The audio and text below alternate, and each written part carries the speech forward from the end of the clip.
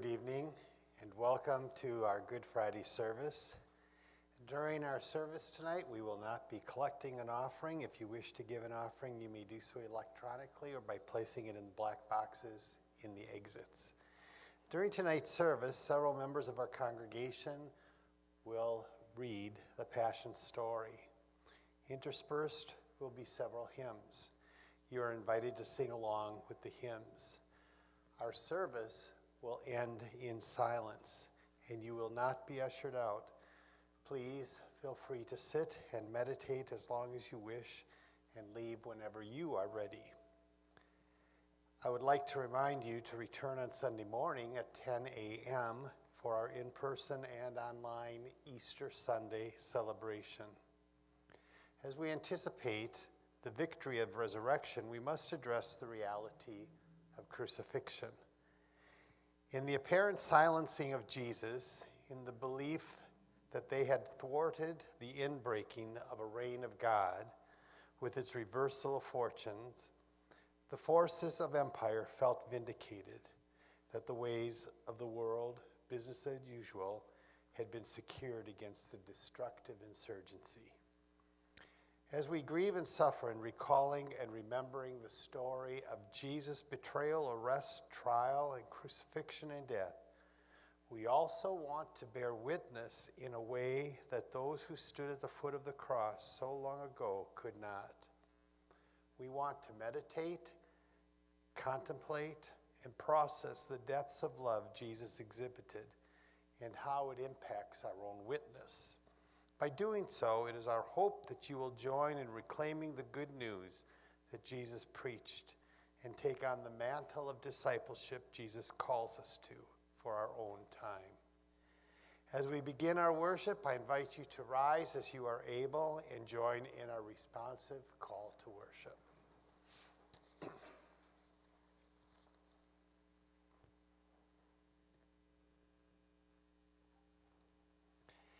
Let us remember. Let us remember. How his mother was there. Let us remember. How people mocked him. Let us remember. How in the midst of all that, Jesus still chose love. You may be seated.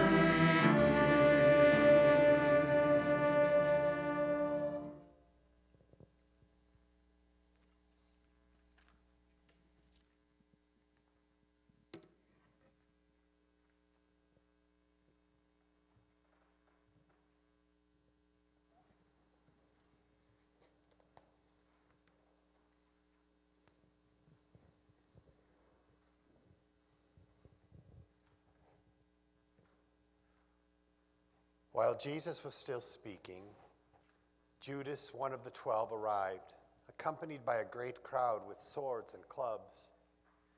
They had been sent by the chief priests and elders of the people. Judas had arranged to give them a signal, "Whomever I embrace is the one." He had said, "Take hold of him." He immediately went over to Jesus and said, "Shalom, Rabbi," and embraced him. Jesus said to Jesus, "Friend, just do what you have to do, what you are here to do." At that moment, the crowd surrounded them, laid hands on Jesus, and arrested him. Suddenly, one of those who accompanied Jesus drew a sword and slashed at the right priest's attendant, cutting off an ear. Jesus said, "Put your sword back where it belongs. Those who live by the sword die by the sword. Don't you think I can call up my Abba God to provide over 12 legions of angels at a moment's notice? But then, how would the scriptures be fulfilled, which say it must happen this way? Am I a robber that you have come armed with swords and clubs to arrest me? Every day I sat teaching in the temple precincts, yet you never arrested me." All this happened in fulfillment of the writings of the prophets. Then all the disciples deserted Jesus and fled.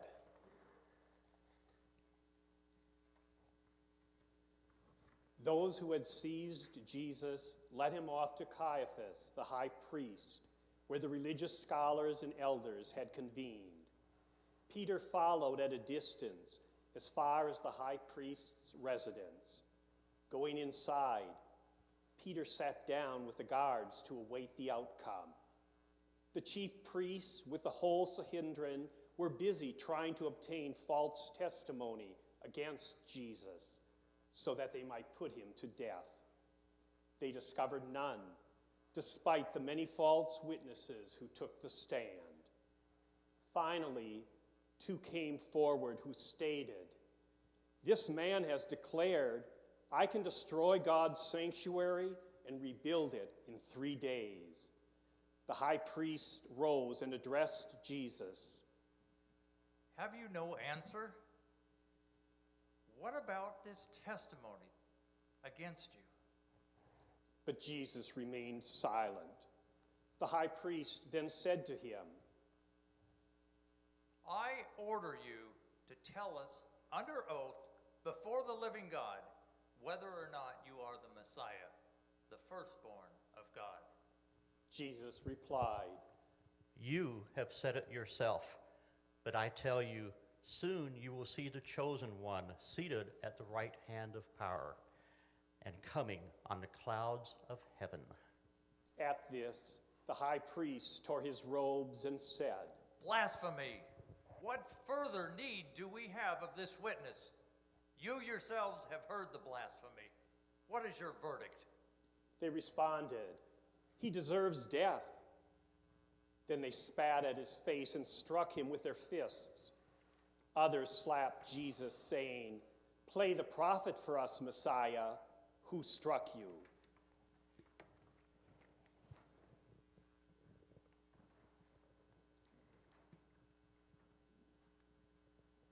While this was happening, Peter was sitting in the courtyard.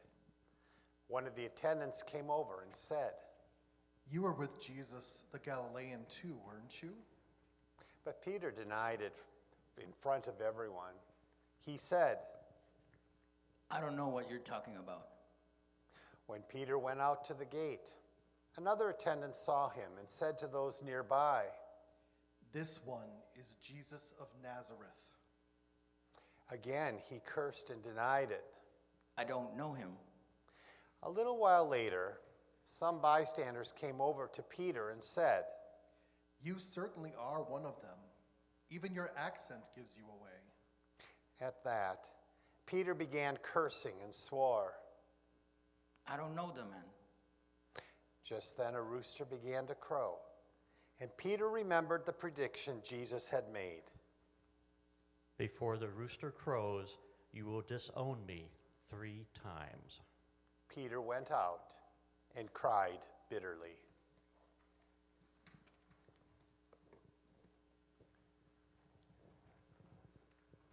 At daybreak, all the chief priests and the elders of the people took formal action against Jesus to put him to death.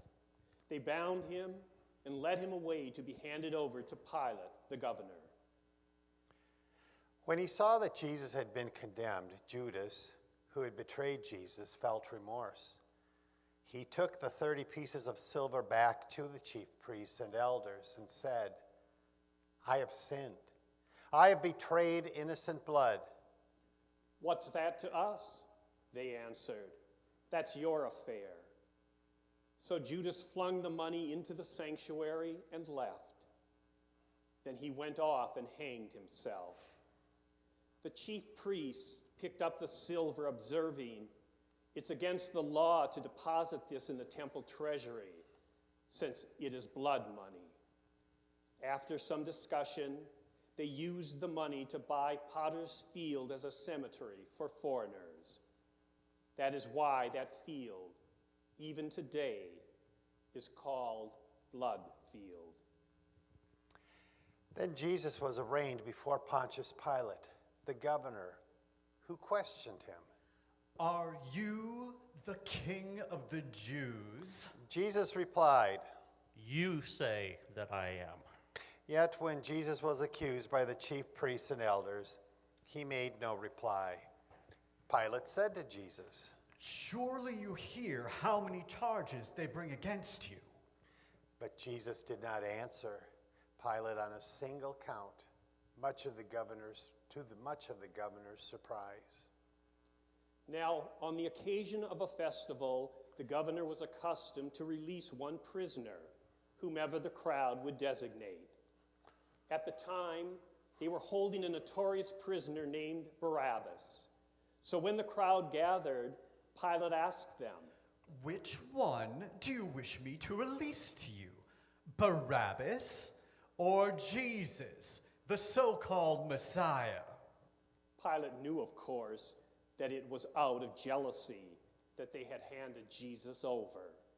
While Pilate was still presiding on the bench, his wife sent him a message. "Have nothing to do with that innocent man. I had a dream about him last night, which has been troubling me all day long." But the chief priests and elders convinced the crowds that they should ask for Barabbas and have Jesus put to death. So when the governor asked them, "Which one do you wish me to release for you?" they all cried, Barabbas! "Then what am I to do with Jesus, the so-called Messiah?" Crucify him! "Why? What crime has he committed?" but they only shouted louder. Crucify him! Pilate finally realized that he was getting nowhere with this. In fact, a riot was breaking out. Pilate called for water and washed his hands in front of the crowd, declaring as he did so, "I am innocent of this man's blood. The responsibility is yours." At that, Pilate released Barabbas to them.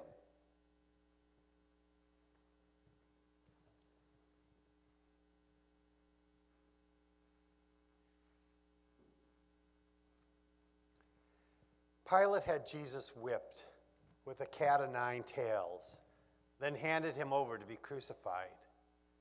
The governor's soldiers took Jesus inside the praetorium and assembled a whole cohort around him. They stripped off his clothes and wrapped him in a scarlet military cloak. Weaving a crown of thorns, they pressed onto his head and struck a reed in his right hand. Then they began to mock Jesus by dropping to their knees, saying, "All hail, King of the Jews." They also spat at him. Afterward, they took hold of the reed and struck Jesus on the head. Finally, when they had finished mocking him, they stripped him of the cloak, dressed him in his own clothes, and led him off to crucifixion. On their way out, they met a Cyrenian named Simon, whom they pressed into service to carry the cross. Upon arriving at a site called Golgotha, which means skull place, they gave Jesus a drink of wine mixed with a narcotic herb, which Jesus tasted but refused to drink.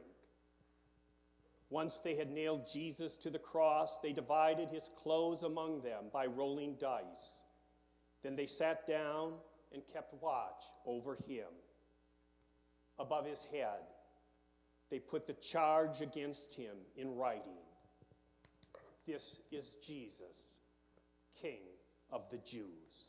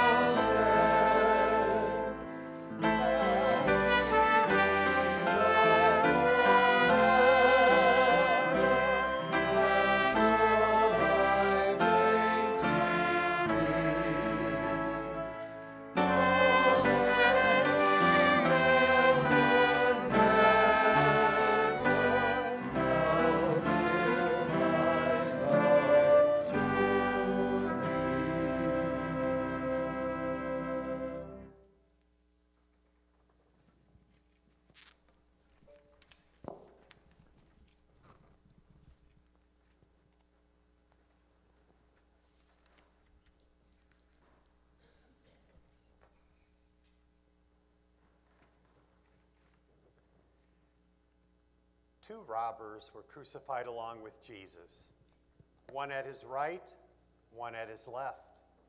People going by insulted Jesus, shaking their heads and saying, "So you are the one who was going to destroy the temple and rebuild it in 3 days?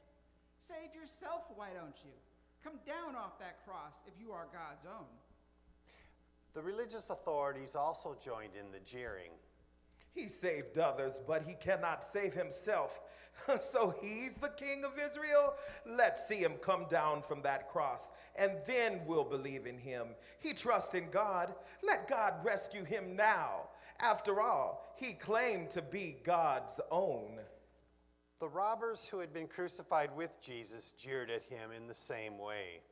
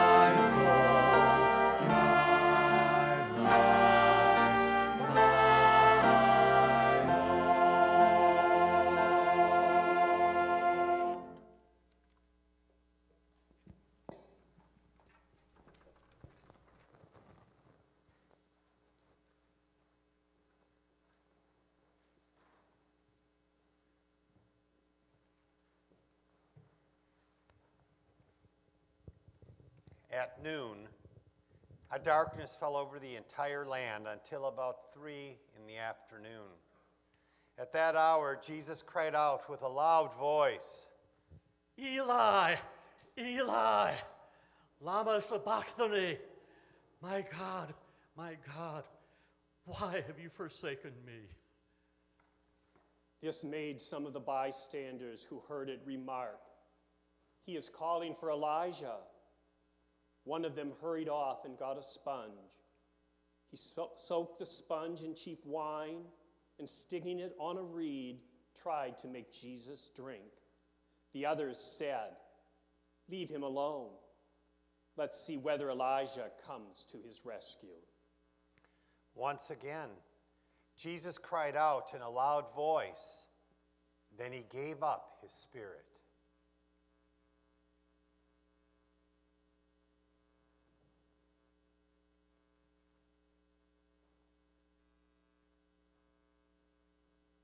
Suddenly, the curtain in front of the Holy of Holies was ripped in half from top to bottom. The earth quaked. Boulders were split and tombs were opened. Many bodies of holy ones who had fallen asleep were raised. After Jesus' resurrection, they came out of their tombs and entered the holy city and appeared to many. The centurion and his cohort, who were standing guard over Jesus' body, were terror-stricken at seeing the earthquake and all that was happening. And they said, "Clearly, this was God's own." A group of women were present looking on from a distance. These were the same women who had followed Jesus from Galilee as ministers to him. Among them were Mary of Magdala, Mary the mother of James and Joseph, and the mother of Zebedee's children. When evening fell, a wealthy man from Arimathea named Joseph, who had become a disciple of Jesus, came to request the body of Jesus. Pilate issued an order for its release. Taking the body, Joseph wrapped it in fresh linen and laid it in his own tomb, which had been hewn out of rock. Then Joseph rolled a huge stone across the entrance of the tomb and went away. But Mary of Magdala and the other Mary remained sitting there, facing the tomb.